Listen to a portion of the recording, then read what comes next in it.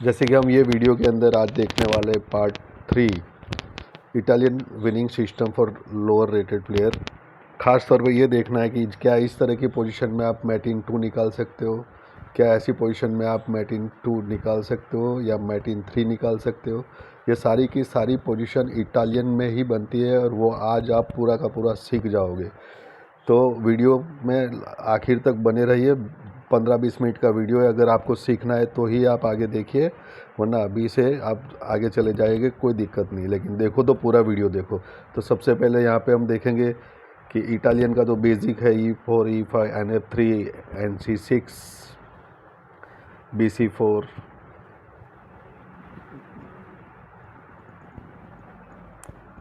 BC5 C3 करते हैं ताकि हम D4 कंट्रोल कर सके। उसके बाद देखेंगे कि ब्लैक के पास ऑप्शन है नाइट F6 करने का, तो इस तरह से दोनों की तरफ का किंग साइड कैंसिल करने के रास्ते खुल गए हैं। यहाँ पे आपको खास तौर पे यही बताना चाहते हैं कि ये जो ओपनिंग थियरी है उसको प्रॉपरली सीखना ज़रूरी है, क्योंकि हो सकता है आपने थियरी अच्छे से समझी हो लेकिन उसके अंदर जो छोटी छोटी वीकनेस है उसके बारे में आपका अगर ध्यान नहीं गया है तो आप बहुत बड़ा लॉस कर सकते हैं। इसलिए ये वीडियो को आखिर तक देखिए। D4 ये सब नॉर्मल मूव है जो आप थियरी सीखे हो तो आपको पता ही होगा कि इस तरह से होता है। ऑप्शन है बिशप या तो B6 पे जाएगा या तो बिशप E7 जाएगा या तो E5 से D4 मार देगा। तो E5 से D4 को मारता है तो यहाँ पे वाइट के पास ऑप्शन है या तो कैंसिल करेगा या तो E5 करेगा या तो C फाइल के पॉन से इसको मारेगा। तो इतने सारे ऑप्शन में से जो मेन ऑप्शन है उसको आज हम देखेंगे। हमें सिर्फ 15 मिनट के वीडियो के अंदर आपको इटालियन के वो सारे वेरिएशन सिखाने की कोशिश है। जो ब्लैक का फोर्थ मूव होता है नाइट F6, उसके बारे में हम बात करेंगे। यहाँ पे वाइट ने कैंसिल कर दिया है। अब वह ब्लैक के पास चांस है या तो नाइट से E4 पॉन मारेगा या तो D4 पॉन से C3 पॉन मारेगा या तो कैंसिल करेगा। तीनों ऑप्शन जो है उसके ऊपर हम पूरा डिटेल में बात करेंगे। लेकिन ये बात पक्की है कि आज का वीडियो देखने के बाद आपको बहुत सारे कॉम्बिनेशन को कैसे खेलना ये सब चीज़ें पता चल जाएगा। जैसे यहाँ पे चौथा ऑप्शन उसने पसंद किया D5 करना, जबकि D5 करोगे तो कहीं ना कहीं आपको लॉस करना ही है, क्योंकि आपका डेवलपमेंट जो है ओवर एग्रेसिव है, जो पोजीशन से कहीं ना कहीं सेट नहीं हो रहा है। तो E क्रॉस D5 करके हमने नाइट C6 पर अटैक किया हुआ है। अब नाइट बचता है या नाइट से हमारे D5 के पॉन को मारता है, ये देखने की जैसी बात है। नाइट जो मर रहा था उसी C6 नाइट को उसने E7 के ऊपर रख दिया। तो इस तरह से देखोगे तो उसने पॉन को मारने के लिए एक वेटिंग मूव लिया है, लेकिन उसके बाद वाइट ने फिर D4 चल के बिशप C5 है उसके ऊपर अटैक किया हुआ है। बिशप C5 के पास ऑप्शन रहता है कि बिशप B6 जाएगा या तो बिशप C3 जाएगा या तो बिशप D6 जाएगा। तीनों ऑप्शंस के अंदर उसके लिए बेस्ट ऑप्शन रहेगा बिशप B6 जाना, क्योंकि वही एक नेचुरल मूव है जहाँ पे उसे जाना चाहिए। पर इस तरह की जो ओपनिंग्स होती है जहाँ पे बहुत से नेचुरल मूव होते हैं वहाँ पे ही कुछ इन बिटवीन मूव ऐसे निकल आते हैं जो आप सोचो कि आपके ओपोनेंट को भी ओपनिंग पता है तो वो ढंग से खेलेगा, लेकिन कहीं ना कहीं उनको प्रॉपर पता नहीं होने की वजह से कभी कभी वो लोग ओपनिंग से बाहर का कुछ खेल जाते हो और आपको जब वो चीज़ पता नहीं होती तो आप उसका एडवांटेज नहीं ले पाते हो। इसीलिए आपको ऐसे वीडियो देखने चाहिए जहाँ पे लोअर रेटेड प्लेयर एक्सपोज हो जाते हैं। ये कहने का मतलब ये नहीं कि आपको आता नहीं, इसका मतलब ये है कि आपको ऐसी वीकनेस जो आपके ओपोनेंट आपके लिए क्रिएट करके चला जाता है आप उसका एडवांटेज नहीं ले पाते हो, क्योंकि उससे तो ओपनिंग नहीं आती, वो तो कुछ भी चल देगा। लेकिन आपको वो कुछ भी चलेगा उसमें एडवांटेज कैसे लेना उसके एकदम सिस्टमेटिक तौर से सिखाने के लिए ये वीडियो बनाया हुआ है। तो यहाँ पे F6 नाइट से हमारे D5 के ऊपर अटैक किया था हमने भी, बिशप से उसको मार दिया। अब क्वीन से फिर अपना बिशप मर रहा है, वो उसे मारेगा तभी उसका पीस रिकवर होता है। तो इस तरह से देखोगे तो बड़ी सिंपल मूव है जो क्वीन से मार के क्वीन D5 करेगा। लेकिन एडवांटेज वाइट को यह है कि अब नाइट C3 करके एक टेम्पो लेगा जहाँ पे क्वीन पर अटैक आएगा, क्वीन फिर अपनी जगह से कहीं ना कहीं जाएगा, या तो D8 जाएगा तो अपना टाइम भी लॉस हो गया और हमें एक एडवांटेज मिल गया टेम्पो के साथ पीस डेवलपमेंट करने का। जबकि उसका देखोगे तो अगर क्वीन D8 जाता है तो उसका सिर्फ एक बिशप B6 पे और नाइट E7 पे है। वहाँ पे भी अगर देखो तो नाइट जो है वो पूरी तरह से पिन है। Queen D8 night E7 and bishop G4, तो नाइट पिन है, वहीं पे अगर एडवांटेज लेना है तो वाइट के पास और एक मौका है जहाँ पे और प्रेशर बना सकता है E7 के नाइट के ऊपर। तो रुक E1 करके भी वो प्रेशर आसानी से बना सकता है, या तो फिर वो कैसल कर सकता है। तो यहाँ पे ब्लैक के लिए बचना मुश्किल हो जाएगा, क्योंकि जैसे ही रुक E1 चलेगा तो नाइट दोनों तरफ से पिन हो गया है, रुक से भी पिन है और बिशप से भी पिन है। ऐसी सूरत में उसे अपने आप को बचाना नेक्स्ट टू इम्पॉसिबल जैसा लग रहा है, लेकिन फिर भी स्किल आगे चेस पे जीतती है। आपके पास कितना ही अच्छा नॉलेज हो, लेकिन अगर आपके पास एक्सपीरियंस नहीं है तो आप हार जाते हो। तो इस तरह के वीडियो आपको एक्सपीरियंस देने के लिए बनाए गए होते हैं, जहाँ पे आप आसानी से अपना एडवांटेज पोजीशन का लेके जीत सकते हो। यहाँ पे F6 चल के बिशप पर अटैक किया हुआ है। अब बिशप जो है वो G4 पे है, F6 पॉन से अटैक हुआ है। यहाँ पे क्वीन B3 पे आके बिशप फ्री में देने की बात हो रही है कि अगर पहले अपना कैसल नहीं होने देना चाहता है तो क्वीन B3 से G8 का स्क्वायर कंट्रोल हो रहा है, इसलिए ब्लैक अभी कैसल नहीं कर सकता और यहीं से उसकी वीकनेस शुरू हो रही है। अगर चाहे तो वो F6 पॉन से बिशप को मार सकता है, लेकिन कैसल नहीं कर सकता। नाइट इसका पिन है, क्वीन अपनी जगह से हिल नहीं सकता, BB6 के लिए और कोई जगह नहीं है। बिशप C8 का अगर कहीं निकलेगा तो कोई अट्रैक्टिव जगह पे वो जा नहीं सकता। रुक दोनों अपनी अपनी जगह पे फंसे हुए हैं। यहाँ पे किंग F8 चल के ब्लैक ने रुक से नाइट को पिन था उसे हटा दिया है, लेकिन फिर भी अभी प्रॉब्लम तो वहीं के वहीं है। लेकिन अभी बिशप F4 आके वाइट ने भी अपना बिशप बचा लिया हुआ है। अभी ब्लैक फाइनली अपने डेवलपमेंट के ऊपर फोकस करते हुए बिशप चल दिया है, बिशप G4 नाइट F3 के ऊपर अटैक करते हुए। लेकिन ये नाइट ऐसे भी कोई एक्टिव पोजीशन में नहीं है जहाँ से उसे कुछ फ़ायदा हो जाए, इसलिए ये नाइट को रखने से बेहतर है कि अगर उसे एक्सचेंज कर दे तो काफ़ी अच्छा रहेगा। एक्सचेंज करने के लिए भी उसके पास पोजीशन नहीं है, लेकिन पोजिशनल एडवांटेज लेने के लिए कभी कभी आपको सेक्रीफाइस करना पड़ता है।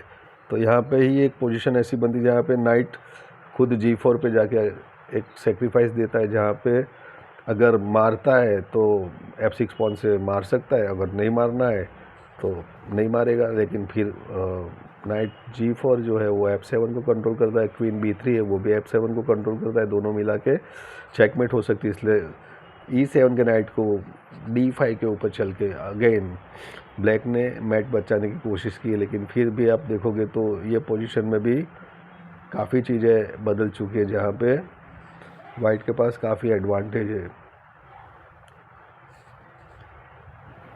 हमने नाइट से नाइट को मार दिया, C3 नाइट से नाइट D5 को मारा, तो उसने भी F6 पॉन से हमारे G4 नाइट को मार दिया। अभी अगेन हमारे सामने ऑप्शन है कि हम क्या G4 पॉन से बिशप को बचाना चाहते हैं कि नाइट से कुछ ऐसा चलना चाहते हैं जहां हमें और फ़ायदा हो जाए। तो पोजिशनल एडवांटेज लेना है तो क्वीन A3 से चेक देते हैं। अब A3 के चेक के अंदर ई फाइल तो टोटली बंद है, इसके पास F7 के ऊपर जाने के सिवा और कोई रास्ता नहीं है। और इसके बाद फिर से हम देखेंगे तो रुक से चेक दिया, रुक E7 check with the support of the knight D5। King को फोर्स G6 पे आना पड़ा, जहाँ पे उसे आना पसंद नहीं है वहीं पे उसको फोर्स रुक ने भेजा हुआ है। अब किंग G6 पे है तो किंग खुद एक्सपोज हो गया है। यहाँ पे ये बोल सकते कि जहाँ जिसका राजा दर दर भटकने लगता है वो दुनिया में खटकने लगता है। देखो फिर G6 के ऊपर क्वीन D3 से हमने अटैक किया है, चेक आया हुआ है। ये चेक बचने के लिए अब उसके पास बीच में डालने के लिए ऐसा कोई ख़ास ऑप्शन रहता नहीं है, तो किंग चला गया H6 पे।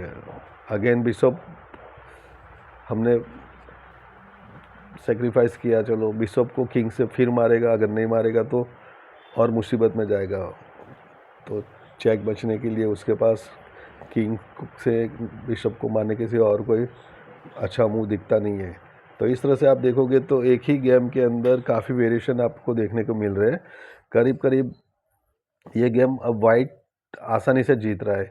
अगर मैं बोलूँ कि मैट इन 3 है तो क्या आप इस चीज़ को मानोगे? अपना दिमाग लगाओ। यही कॉम्बिनेशन और यही पोजीशन बनाने के लिए हमने काफ़ी सेक्रीफाइस किए हुए थे और अब वो पोजीशन बन गई जहाँ पे हमें आसानी से जीतना है और हम आसानी से जीत जाएंगे। तो ये पोजीशन में फोर्स उसको अपना किंग चलना पड़ रहा है। G6 के ऊपर अगेन हमारे नाइट से यूज़ करते हुए हम चेक देंगे। अभी अगर किंग F6 पे जाएगा तो क्वीन E5 चेकमेट हो जाती है। अगर क्वीन G5 पे जाएगा तो भी क्वीन E5 चेक देंगे, किंग डिस्कवर चेक आएगा। अभी उसको नाइट से हम E6 से चेक दे रहे हैं, डिस्कवर चेक बचने के लिए उसके पास एक ही मौका है जहाँ पे वो जा सकता है। और वैसे ही किंग H5 पे गया है तो नाइट के सपोर्ट पे क्वीन H5 G5 चेकमेट कर रहा है। तो इस तरह से देखा तो एक कॉम्बिनेशन के साथ अगर हम देखते हैं तो 10-12 मूव के अंदर पूरी गेम चेकमेट हो जाती है। इसी तरह के आगे वीडियो में हम आपको इससे भी बेहतर कॉम्बिनेशन बता रहे हैं। और ये जो इतना लंबा वीडियो फैला हुआ है इसकी वजह यह है कि आपको ओपनिंग के बारे में पूरा डिटेल पता होना चाहिए। अभी के जो दूसरे पोजीशन बनने वाली वहाँ पे इतना आपको ज़्यादा टाइम देने की ज़रूरत नहीं है। जैसे कि ये पोजीशन अब जो आपके सामने आई है, यहाँ पे फिर से हम देखेंगे कि E4 E5 NF3 NC6 BC4 BC5 C3 night F6 D4। अब उसके पास फिर वही ऑप्शन हो गया E cross D4 C cross D4। अभी बिशप B6 पे जाएगा कि बिशप B4 चेक दिया हुआ है, बचाने के लिए नाइट C3 कर सकता है, किंग F1 कर सकता है या बिशप D2 कर सकता है। लेकिन night C3 is a very good one.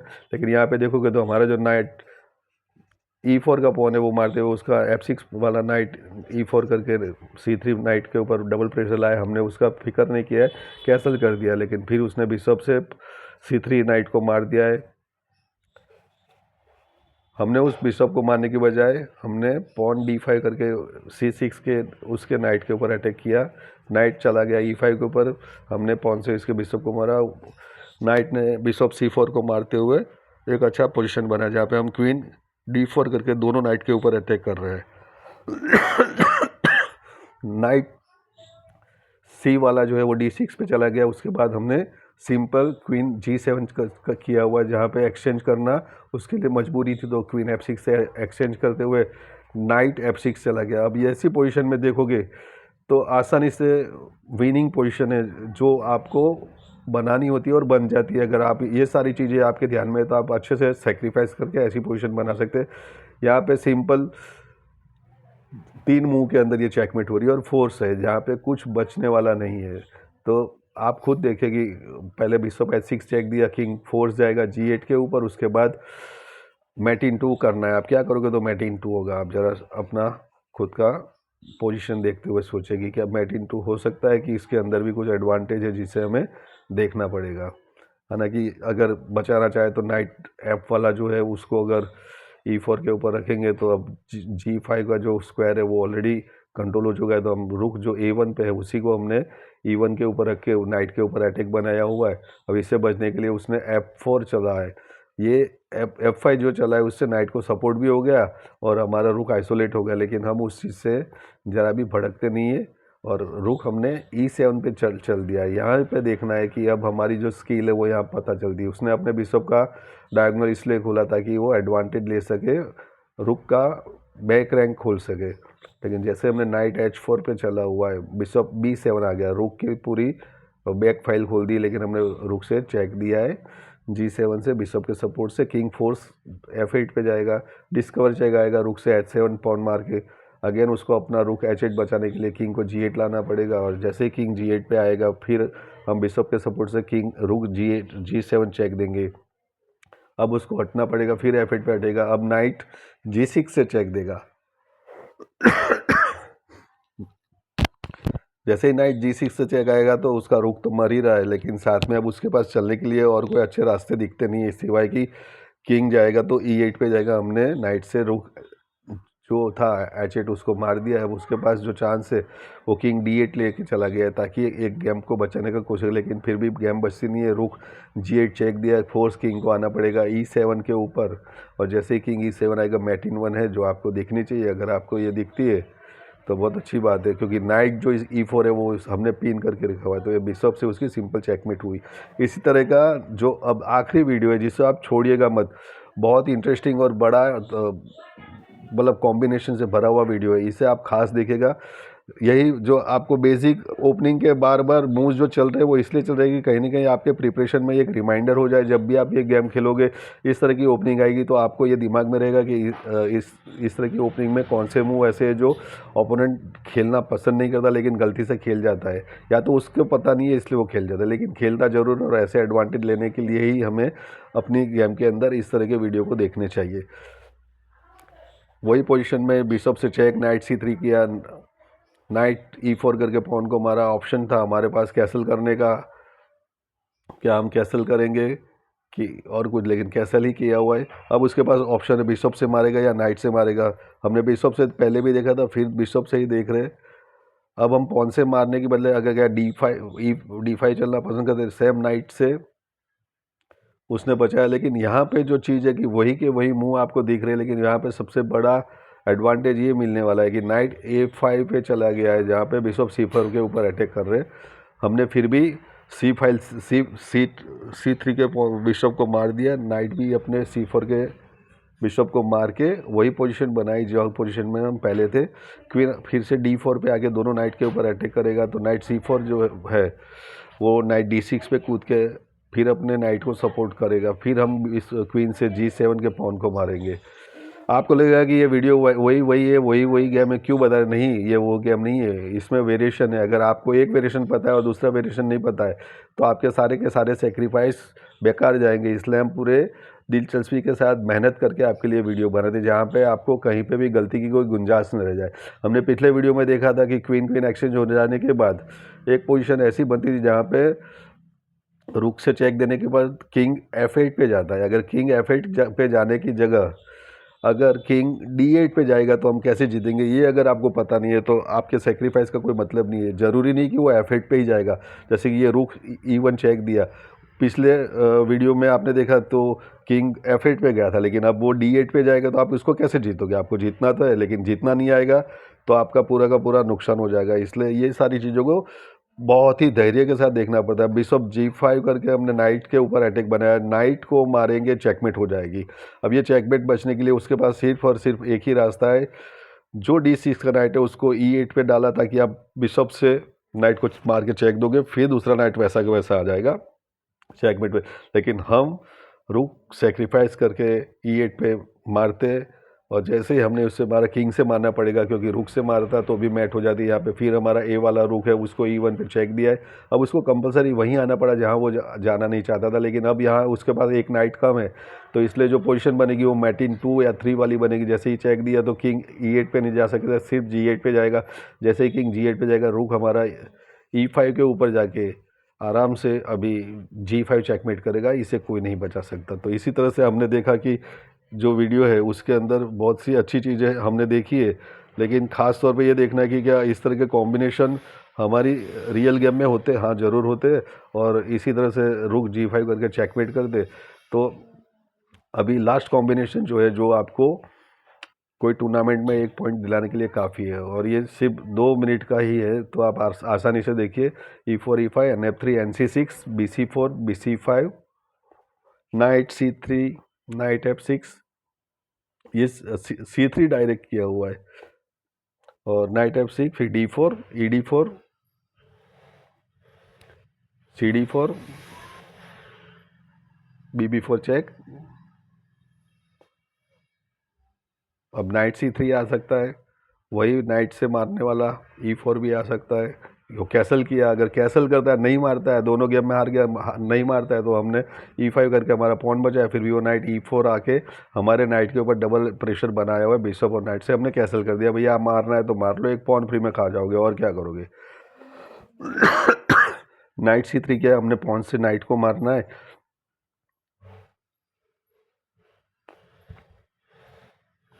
और कोई कॉम्बिनेशन अगर दिखता है तो वो भी चेक कर लेते हैं, हो सकता है कि और कोई लेकिन पॉन से ही मारना होता है। तो अब उसे बिशप से पॉन को मारना है या बिशप वापस लेके जाना है, लेकिन बिशप से मारोगे हमारे रुक के ऊपर बहुत ही तगड़ा अटैक आया हुआ है।